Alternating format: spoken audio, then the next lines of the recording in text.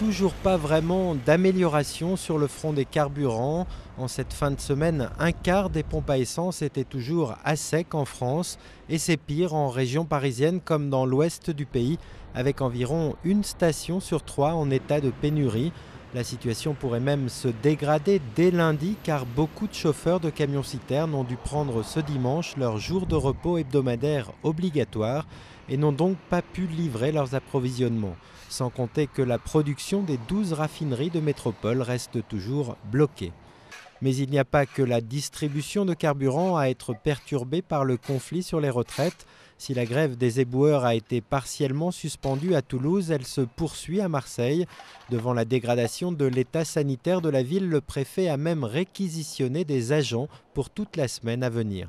Côté SNCF, le trafic s'est amélioré, mais il est toujours difficile en dehors des lignes TGV, avec un TER et un Transilien sur 2 aux heures de pointe.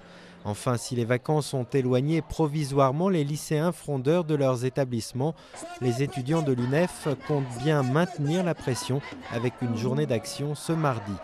Mais c'est jeudi qui devrait connaître la plus forte mobilisation avec la nouvelle journée d'action à l'appel de l'intersyndicale, la 7e depuis la rentrée.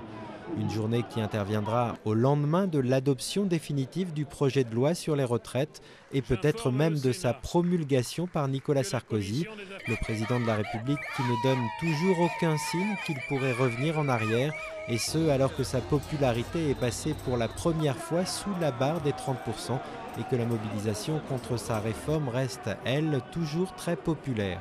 Seule consolation pour le président, une courte majorité de Français, 53% contre 47%, jugent acceptable le recul de l'âge de la retraite de 60 à 62 ans.